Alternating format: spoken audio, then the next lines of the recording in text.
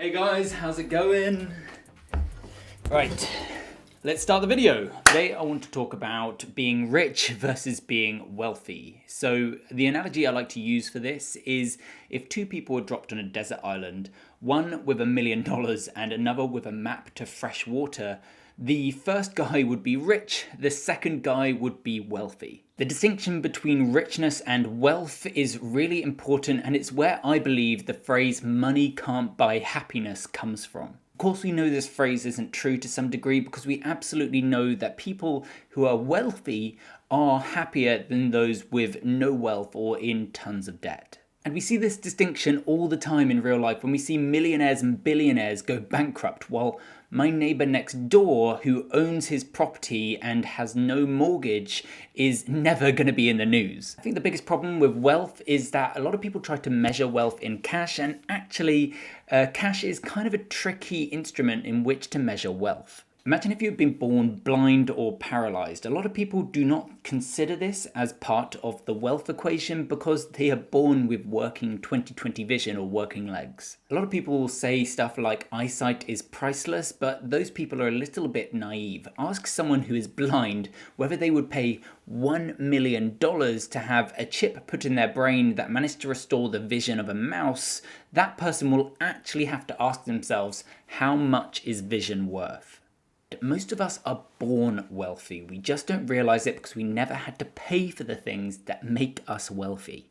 If you're born with perfect eyesight and full working limbs and you're currently in your 20s, you are among the wealthiest people in society. Even with just an average lifestyle, most of us can expect to live to around 80. Live well and you can live to 90, and live really well and you'll still be enjoying life when you are 90. But no matter how you spend your youth, you won't live forever. As I like to put it, you are born with a set amount of youth wealth, and over time that youth wealth runs out. Once you factor in youth wealth, I would argue that a 20-year-old who is renting is far wealthier than a 90-year-old who owns their property. The fact is they're both just wealthy in very different ways. One sec, tea break.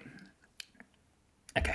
I like to think of it this way. Wouldn't a 90-year-old gladly give up his house and some of his millions if it meant that he could go back to being 20 years old? Not go back in time, just literally he gets that youth back. He becomes the 20-year-old version of himself. Now think of it this way. Would a 20-year-old really accept a house and a few $1 million in exchange for being 90?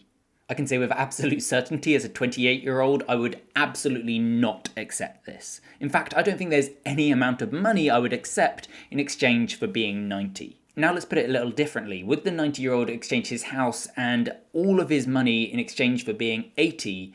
Well, I might accept being 38 and owning a house and having millions of dollars. It would be a big sacrifice, but that would be pretty damn epic at 38. However, I don't think the 90-year-old would give all of that up in order to be 80. So there is bargaining power here. There is real tangible value. It's not just incalculable. Therefore, we can absolutely think of our youth as something that holds tangible value, something that we would be willing to trade for money if we could. However, we simply can't. So we don't consider it as something that is a value of your net worth. Another way youth is similar to cash is that people spend it very, very differently. Some people try and exploit it for every ounce of entertainment, drinking every night, doing drugs, eating loads of junk food, and just partying all the time. However, some people do the exact opposite of that. They try and eat as absolutely healthy as possible. They do tons of research into what they should eat. They stretch all the time and do tons of exercise.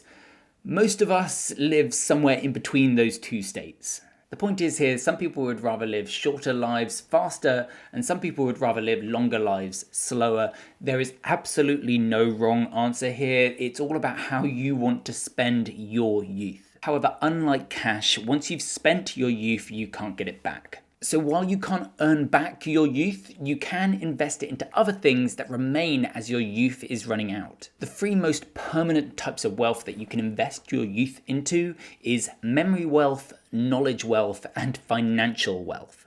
In my opinion, memory wealth is something that gets better the less you work at it. As I'm getting towards the end of my 20s, I'm going out drinking a lot less. I still love drinking and going out, but when I look back, sorry, one sec.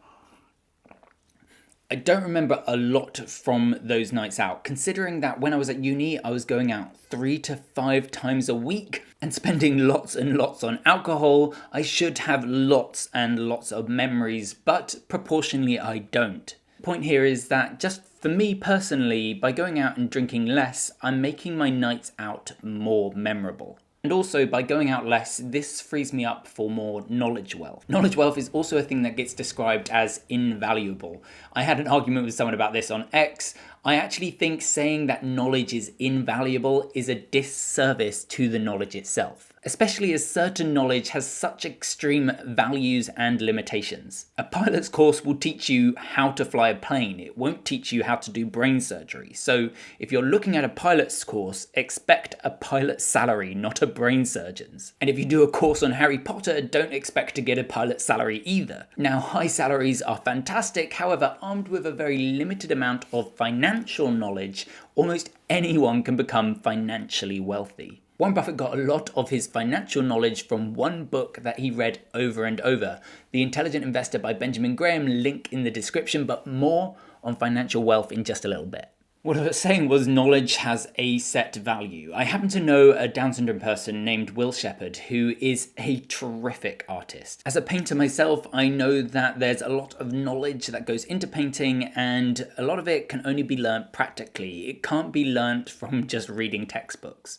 The talent must be learnt and proven by painting. While learning to paint through painting, 𝗲𝗚𝗪𝗏, the artist I know, has managed to compound 2 types of lasting wealth with one activity. He's building up memory wealth and he's also building up knowledge wealth. However, he's also managed to start selling his art, so he's compounded 3 things into one activity: memory wealth, knowledge wealth, and financial wealth.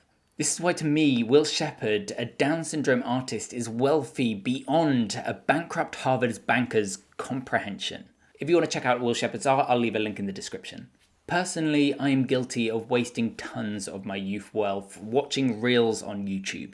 And while I hate how unsatisfying these things are, what I hate more is that I have nothing of value after I've watched them. I've got no great memory wealth, no knowledge wealth, and no financial wealth having watched YouTube shorts. The same can be said of cash, or more specifically, fiat currency. The second it's created, it's getting older and weaker, so it being sat in your bank account isn't doing anything for you. It wants to be created into memories, knowledge, and financial assets. And don't get me wrong, some cash is an asset, but you really don't need that much. What's better is if you have things that generate you all the cash you need. Just be wise, learn how much cash you need, and then learn to invest the rest. By the way, this lesson is for people that know how to live within their means. If you're someone that is spending more than you can earn, and even potentially getting yourself into debt, please just consider what this debt is buying you. If it's not buying you memories, knowledge, or assets, then all you're going to be left with tomorrow is the debt. What I want you to take away from this video is, yes, your youth is running out, but that doesn't have to be a bad thing, because at the end of your life, when you're 90, you can be left with tons of memories, knowledge, and financial assets. However, if you really want to be rich, you've got to do this.